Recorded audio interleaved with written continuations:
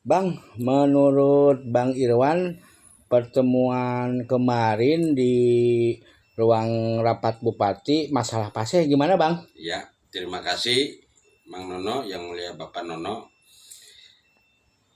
Sebagai catatan akhir tahun 2025, di mana ada kasus sosial kemasyarakatan masalah Blok Pase, itu kemarin tanggal 23 Desember 2025 bertempat di ruang rapat Bupati yang diinisiasi oleh Ketua DPRD Subang yang mulia Bapak Victor beserta Komisi 1, dihadiri oleh jajaran OPD yang terkait, kemudian dari pihak BIB, Balai Inseminasi Buatan Lembang, kemudian dihadiri peran serta masyarakat HKTI, kemudian dihadiri juga oleh peran serta masyarakat arus bawah, dan dihadiri oleh masyarakat, perwakilan masyarakat di Blok Pase tersebut. Saya tidak perlu berpanjang lebar menceritakan proses berjalannya pertemuan tersebut, namun kita langsung kepada fokus kesimpulan untuk diketahui masyarakat Subang. Hal yang paling utama, kita mengapresiasi dan berterima kasih kepada Yang Mulia Bapak Gubernur Jawa Barat, Yang Mulia Bapak Deddy Mulyadi, berterima kasih kepada Bapak Bupati Subang, Yang Mulia Bapak Reynaldi Putra Andita, berterima kasih kepada Ketua DPRD Subang, Yang Mulia Bapak Victor Wirabuana. Dalam pertemuan itu, DPRD Subang tegas menyatakan menghentikan kegiatan BIB yang ada di Blok Pase tersebut. Bukan menghentikan sementara, tapi secara permanen dengan berbagai pertimbangan aspek sosial kemasyarakatan, termasuk yang paling utama adalah masalah lingkungan hidup. Itu masalah lingkungan hidup, di mana Blok Pase itu adalah sebagai ekosistem penyangga bagi Kota Subang. Kalau itu gundul, bisa mengakibatkan longsor dan bencana-bencana alam yang lainnya, terutama tekstur tanah di Pase yang tanah bergeser. Nah, itu bagian yang pertama. Bagian yang kedua, saya sebagai peran serta masyarakat, penggiat kebijakan publik, penggiat keterbukaan informasi publik, mengharapkan komitmen dari Kepala BIB Lembang untuk memproses secara hukum siapapun orang yang melakukan penebangan pohon-pohon tanaman keras yang ada di Blok Pase itu. Karena sesuai komitmennya adalah akan diperintahkan kepada bidang legal dari BIB Lembang. Dan ingat, itu dicatat dalam berita acara rapat. Yang ketiga, saya memohon pemerintahan Kabupaten Subang, dalam hal ini Pemkab Subang sebagai eksekutif dan DPRD Subang sebagai legislatif, bekerja sama untuk segera mengeluarkan berita acara penghentian kegiatan itu, sehingga tidak dianggap oleh masyarakat hanya sebagai trik berhenti sementara nanti dilanjutkan. Tidak seperti itu. Dan itu juga diminta oleh Ketua BIB Lembang agar menjadi dasar kepada pihak ketiga yang sedang mengerjakan di sana. Sehingga mereka punya dasar hukum bahwasanya ini oleh pemerintahan Kabupaten Subang, yaitu Pemkab Subang dan DPRD Subang, sudah mengeluarkan ketetapan.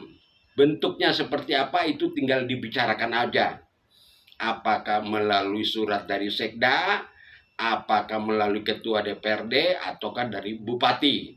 Itu aspek teknis, tapi harus ada payung hukumnya bagi BIB itu mengatakan kepada pihak ketiga yang mengerjakan itu dan menjadi laporan kepada di pusat, yaitu kementerian yang terkait. Nah, hal yang lain kita tetap menyambut baik keberadaan BIB, Balai Inseminasi Buatan Lembang, kalau memang mau pindah di Kabupaten Subang. Alangkah baiknya ada daerah yang lebih cocok, yaitu di sekitar Kalijati, terutama di Banggala. Itu ada 100 hektar lahan untuk ketahanan pangan. Kontur tanahnya bagus, daerahnya juga bagus, itu banyak bisa untuk tanaman alang-alang, tanaman rumput dan sebagainya, jauh dari pemukiman penduduk.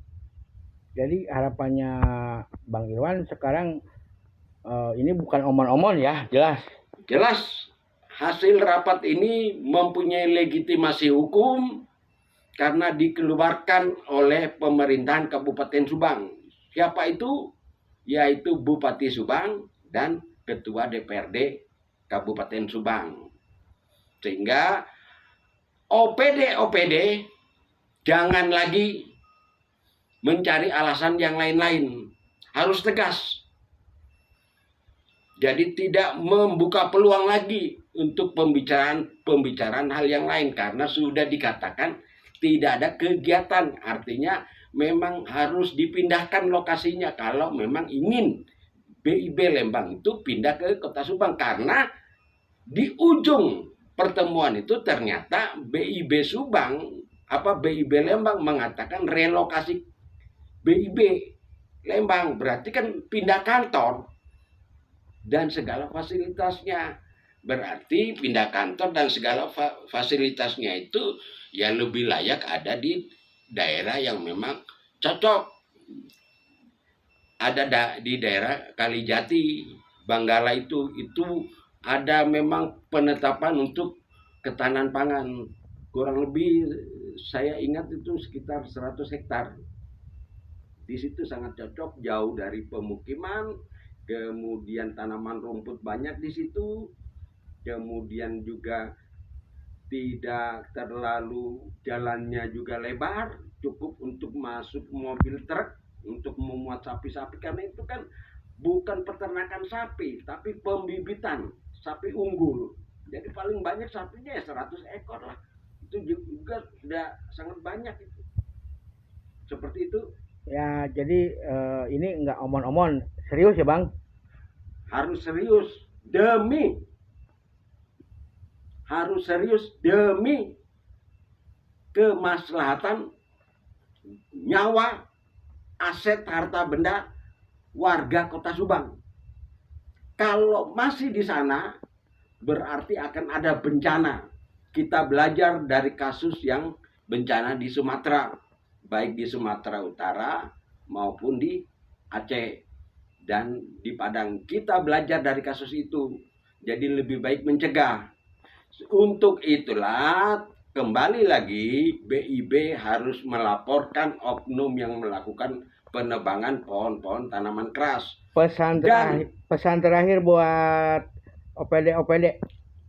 Sebelum pesan terakhir kepada OPD dan yang terpenting, lakukan penghijauan kembali secara kontinu dengan tanaman keras, bukan dengan jagung, bukan dengan palawija, bukan dengan singkong, tapi lakukan dengan tanaman-tanaman keras yang bisa menahan air, yang bisa menyelamatkan lingkungan. Kembalikan ekosistem lingkungan di Pase itu seperti sedia kala, rimbun, baik, tertib, kemudian Jangan ada lagi oknum-oknum yang memperjualbelikan tanah-tanah negara itu biarkan tetap sebagai tanah negara cagar alam. Itu OPD. Seluruh Kabupaten Subang harus paham itu.